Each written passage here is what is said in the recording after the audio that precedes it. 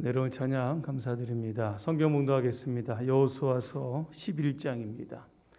21절부터 23절까지 말씀 함께 합독하겠습니다. 21절의 말씀부터 합독하십니다. 그때 여호수아가 가서 산지와 헤브론과 드빌과 아납과 유다 온 산지와 이스라엘에 온 산지에서 아낙 사람들을 멸절하고 그가 또 그들의 성읍들을 진멸하여 바쳤으므로 이스라엘 자손의 땅에는 아낙 사람들이 하나도 남지 아니하였고 가사와 가드와 아스도데만 남았더라.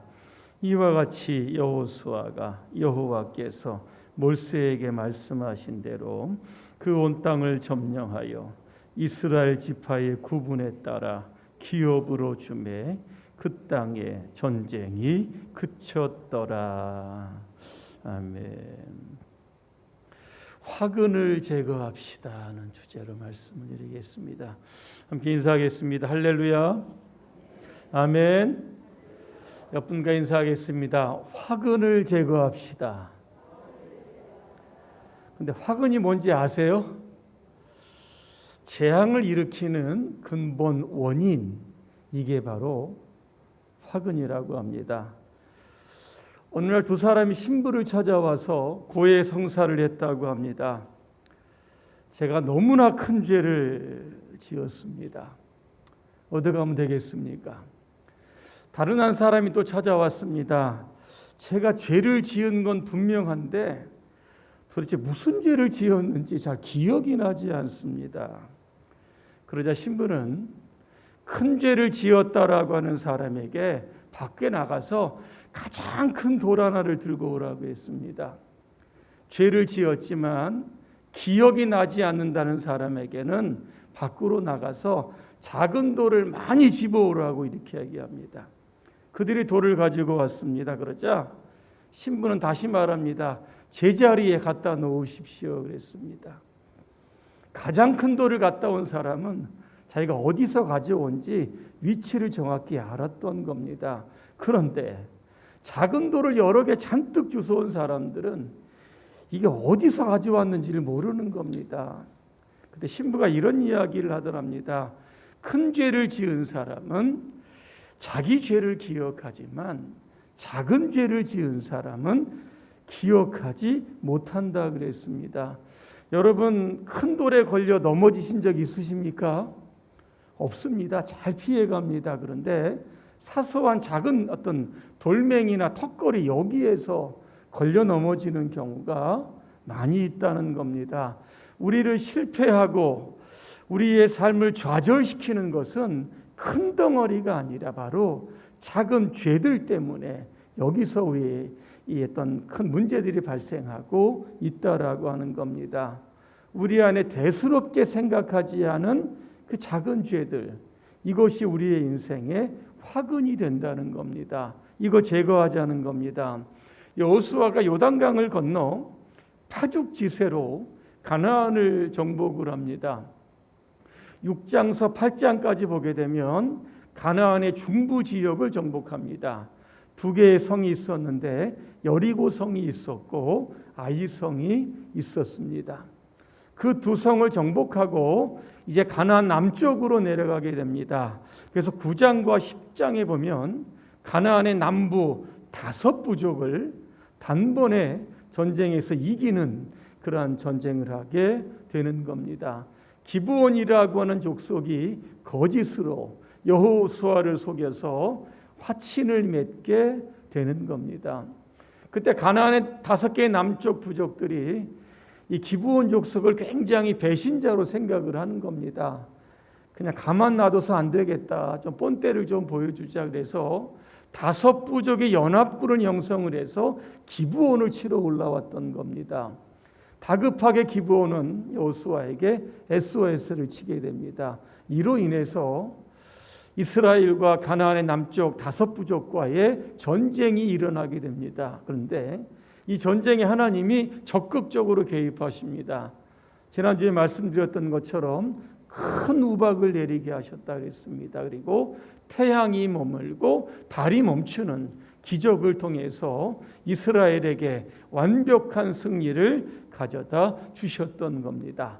오늘 11장에 보면 이스라엘의 북쪽 지역을 점령하는 그러한 전쟁의 이야기가 나오는 겁니다. 이 북쪽 지역의 대표 족속은 누구냐면 바로 하솔이라고 하는 나라였습니다. 하솔을 지도상으로 이렇게 보면 갈릴리 호수 북쪽으로 약 한 15km 정도 떨어진 곳에 있다고 합니다.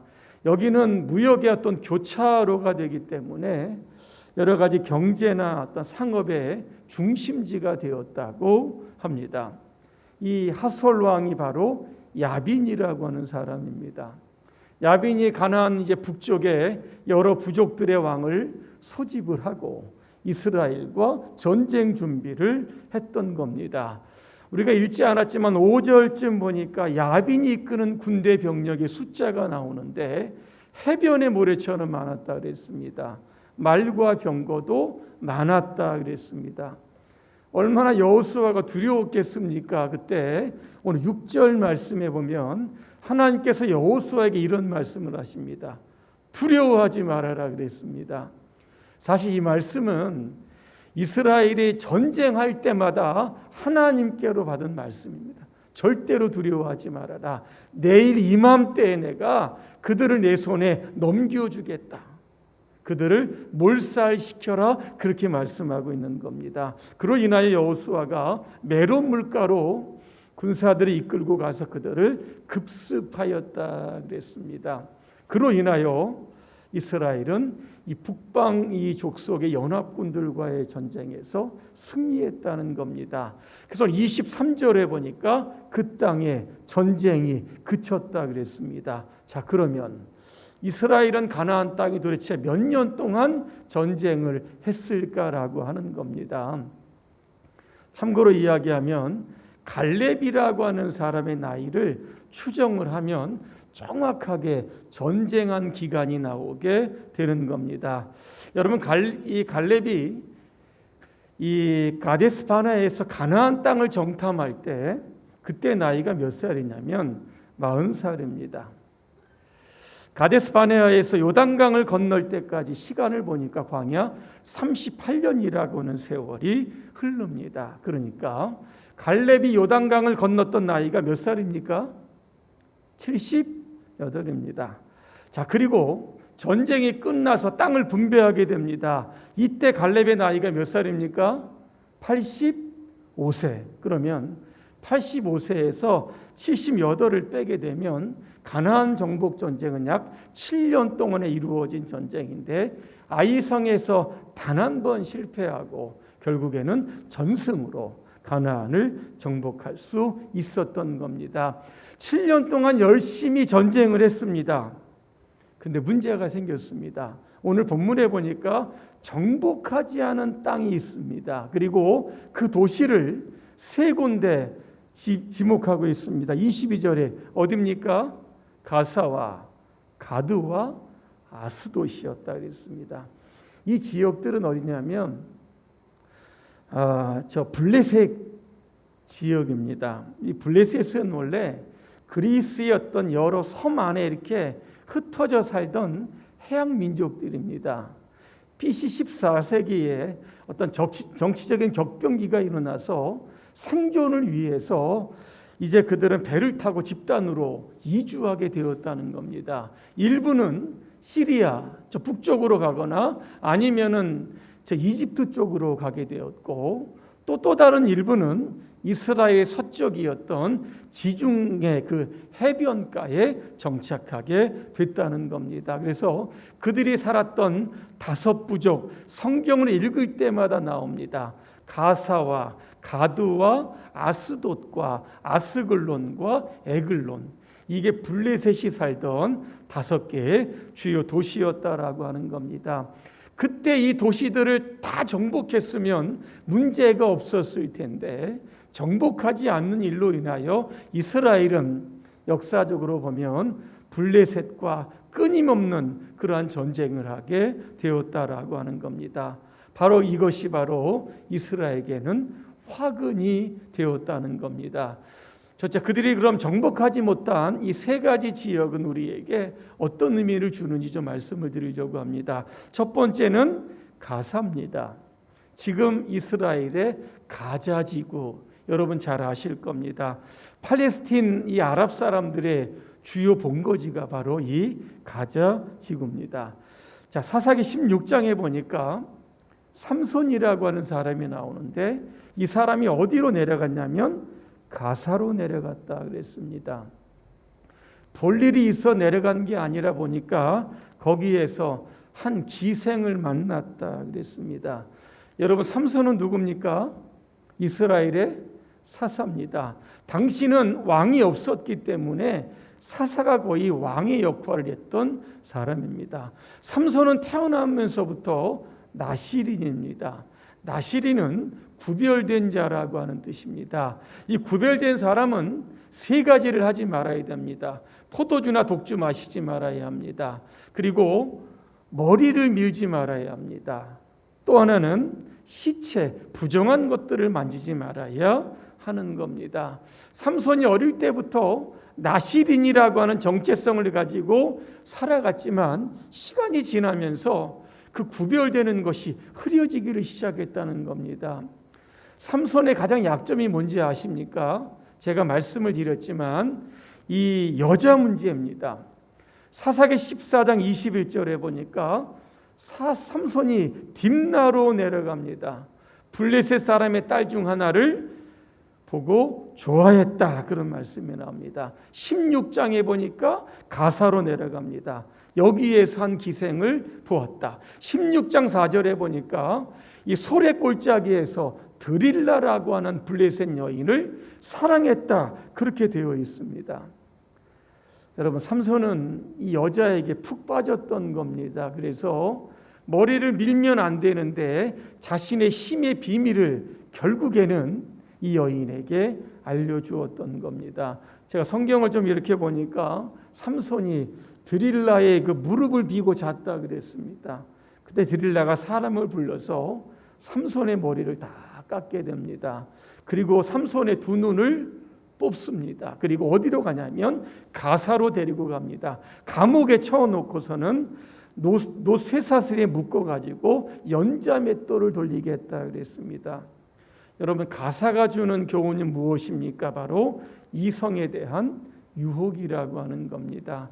삼손은 나시린이었지만 이 문제에 걸려서 결국에는 넘어지게 되었고 사사로서의 그러한 직무를 제대로 감당하지 못했던 겁니다. 반면에 이 이성의 문제를 극복한 사람이 있습니다. 여러분도 아시겠지만 요셉이라고 하는 사람입니다.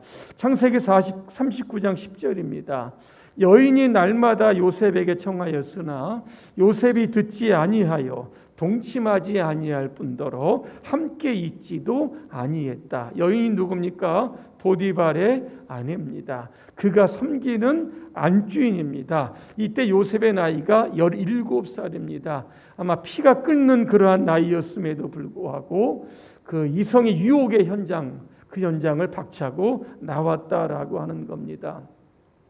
어떤 분은 이런 질문을 합니다. 술 먹고 담배 피는 거 이게 죄입니까? 이렇게 이야기하시는 분이 있습니다. 성경에 어떻게 죄라고 나온 구절이 있습니까? 그렇게 질문하시는 분들이 있습니다. 여러분, 뭐라고 대답하시겠습니까? 그래, 술 먹고 담배 펴라 얘기하시겠습니까?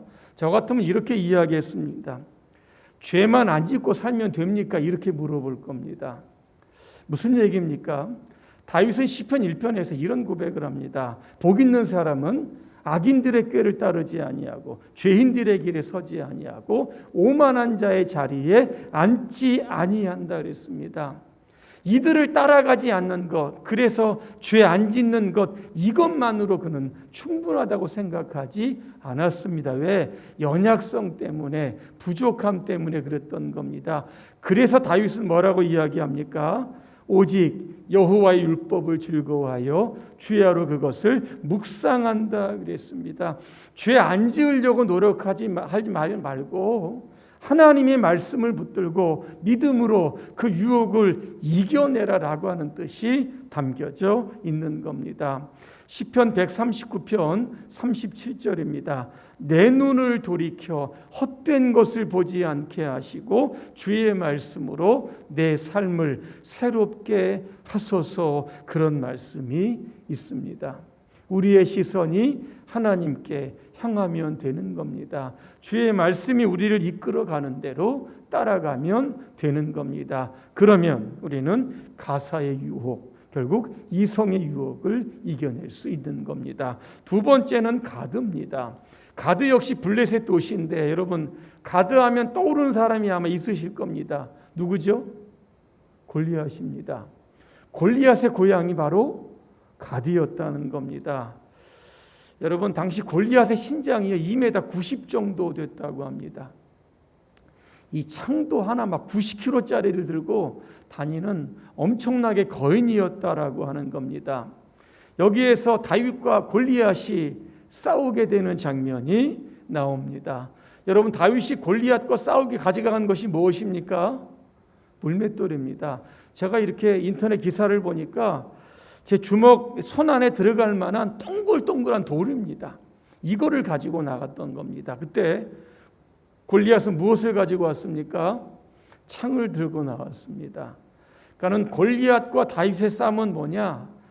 돌과 철기의 싸움, 이렇게 이야기하면 될 겁니다. 자, 그렇다라고 하면 가드가 주는 교훈은 무엇일까? 이 골리앗이라고 하는 이 힘에 대한 유혹, 잘못하면 여기에 넘어갈 수 있다라고 하는 것을 교훈하게 되는 겁니다. 여러분, 사람이 성공했다 그러면 우리가 무엇을 떠올립니까? 저 사람 힘이 있는 사람이야. 언제 사람이 힘 있어 보입니까?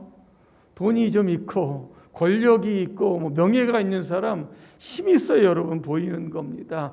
세상은 힘의 논리로 진행되는 것 같지만 결국 다윗과 골리앗 싸움에서 누가 이겼습니까? 다윗이 이긴 겁니다. 세상이 힘의 논리로 진행되는 것 같지만 결국 하나님의 이름을 붙들고 나가는 성도들의 승리가 오늘 저와 여러분에게 주어졌다라고 하는 사실을 우리가 꼭 기억할 수 있어야 하는 겁니다. 세 번째는 아스돗입니다. 여러분, 이스라엘이 블레셋과 이제 전쟁을 하기 위해서 전쟁터에 뭐를 가지고 나가냐면 법궤라고 하는 것을 가지고 나갑니다. 법궤를 가지고 나가면 하나님의 임재의 상징이니까 전쟁에서 반드시 이기겠다라고 하는 생각을 가졌던 겁니다. 그런데 법궤를 가지고 나갔는데 전쟁에서 졌습니다. 법궤도 블레셋 사람들에게 뺏겼습니다. 자, 블레셋 사람들이 이 법궤를 어디다 갖다 놓냐면 다곤이라고 하는 신전에 갖다 이렇게 두는 겁니다. 아까 블레셋 사람들은 해양 민족이라고 그랬습니다. 그들이 섬기는 신이 바로 다곤 신입니다. 제가 이렇게 자료를 보니까 반은 물고기고 반은 사람으로 되어 이런 신, 이게 바로 다곤 신상이었던 겁니다. 여기다가 하나님의 법궤를 딱 갖다 놓은 겁니다. 왜 그랬습니까? 우리의 신이 하나님이라고 하는 신을 이겼다. 좀 의시되려고 그 신전에 갖다 놓은 겁니다. 하루가 지납니다. 다곤 신전문을 딱 열고 들어가니까 어떤 일이 발생하게 되냐면 이 다곤 신이 엎어져가지고 얼굴을 땅에 이렇게 대고 있는 겁니다. 얼마나 놀랬겠습니까? 그래서 똑바로 세웁니다. 그 다음 날이 됐습니다. 가보니까 이번에도 다곤의 얼굴이 땅에 댔을 뿐만 아니라 어떤 일이 일어나게 됐냐면 두 손목이 끊어졌습니다. 머리가 딱 끊어지고 몸뚱이만 이렇게 남아있던 겁니다. 그 성경에 하나님께서 아스돗 사람들에게 독한 종기의 재앙을 주셨다 그랬습니다. 여러분 아시는 것처럼 이게 계속 삥삥 돌게 됩니다. 왜냐하면 너무 무섭기 때문에. 여러분, 아스돗이 주는 교훈이 무엇입니까? 바로 우상 숭배의 유혹입니다. 오늘 새벽에도 말씀드렸지만 우상은 다른 말로 짝퉁 하나님입니다. 이거 섬기게 되면 출애굽기에 보니까 3, 4대가 망한다 그랬습니다. 하지만 하나님을 섬기면 천대까지 은혜를 주신다, 그렇게 말씀하고 있습니다. 결론입니다. 우리가 예수를 믿고 난 이후에도 우리 안에 버리지 못하고 여전히 우리 안에 남아서 우리를 괴롭히는 것들이 있고 유혹하는 것들이 있고 이것이 화근이 되어 신앙생활에 턱턱턱턱 걸려 넘어지게 하는 것들이 있다는 겁니다. 바로 오늘 가사라고 하는 성적의 유혹이 되고 가드라고 하는 힘의 유혹이 되고 마지막 아스토시라고 하는 짝퉁 하나님 우상 숭배 유혹이 우리를 자꾸 넘어지게 하는 겁니다. 이 세 가지의 유혹들 여러분 잘 경계하시고 여러분 제거하심으로 말미암아 여러분의 삶에 큰 승리가 있으시기를 주님의 이름으로 축복합니다. 기도하겠습니다. 은혜로우신 하나님, 우리가 예수 믿고 새로운 하나님의 사람이 되었지만 여전히 우리 안에는 가사와 가드와 아스도시라고 하는 그러한 유혹들이 여전히 잠재해 있습니다. 이런 것들이 우리의 신앙생활에 화근이 되고 넘어지거나 좌절시키는 요인으로 작용할 수 있습니다. 그래서 우리 안에 있는 것 철저히 제거할 수 있도록 도와주시고 오직 하나님께만 우리의 시선, 하나님의 말씀만 오늘도 붙들고 우리의 신앙생활에 큰 승리를 경험할 수 있도록 우리 모두를 축복하여 주시옵소서. 예수님의 이름으로 기도합니다. 아멘.